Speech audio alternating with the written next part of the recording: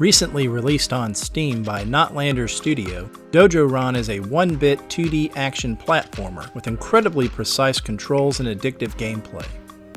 The game opens with a curious cinematic about growing from a small tadpole to an adult frog and challenging yourself to a test before entering the real world.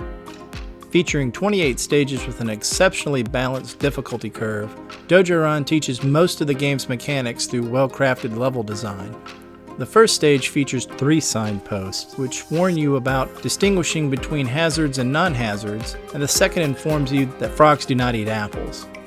Traps and enemies in Dojoran will kill your froggy protagonist with a single hit. Collecting a trapped fly, as indicated by the final signpost, provides you with an extra hit point, which is very vital in some of the more difficult sections of the game. The gameplay is deceptively simple. I played with the recommended Xbox One controller. Using either the analog stick or directional pad, you steer your frog. Pressing the A button allows you to jump. Pressing the X button swallows an apple. Pressing the button again causes the frog to spit out the apple. Spitting out the apple serves as a double jump. Without explaining the mechanics of the apple through an obnoxious hand-holding tutorial, the game teaches the player through level design how to best avoid obstacles and enemies by chaining together jumps using the apples. The controls are responsive enough that dying in the game feels earned due to player error rather than a cheap death. I found myself knowing a split second in advance that I had made a mistake before inevitably meeting the demise of my amphibian. Thankfully, this game gives you unlimited lives with fast respawns after death. This encourages the player to experiment when approaching obstacles. Aside from learning how to time enemy movement patterns and jumps on moving platforms over pits and spikes, Dojoran required me to build a strategy for completing a segment of the game. I found myself creating a mental checklist about where to land on a platform, whether to run headfirst as fast as I could through a series of traps, or to wait for an enemy to move into place so I could use it as a platform. Torches serve as checkpoints in the game. The checkpoints are fair, but do require increasingly longer periods of careful timing and precision button presses. I got tired a few times, but became so hooked that I played over and over until I completed a stage. Memorization is required to get the timing of moving platforms and enemies. Your frog can jump on top of some enemies to stomp them out, but otherwise cannot attack.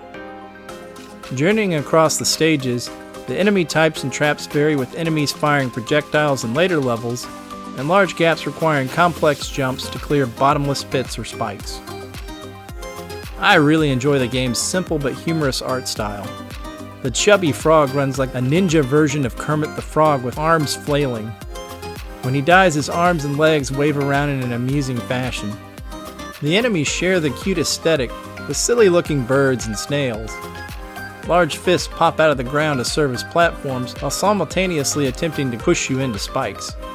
The fists reminded me of the Monty Python foot from Jet Set Willy, crushing players on the ZX Spectrum.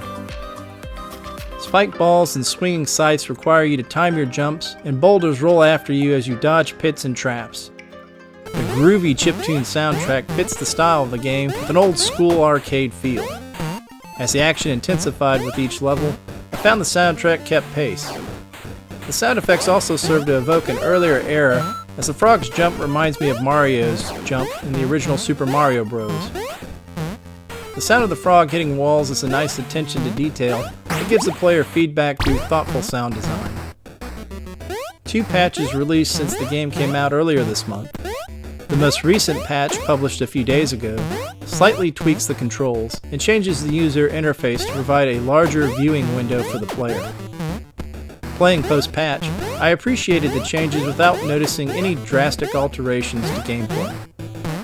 Currently I am on stage 19 with about 5.5 hours of gameplay and over 1,000 deaths. The later stages really up the stakes with flying spikes and floating platforms requiring expert timing to avoid repeated deaths. But I am hooked on Dojoran. I highly recommend this game for fans of 2D action platformers, as the game's quality far exceeds the price.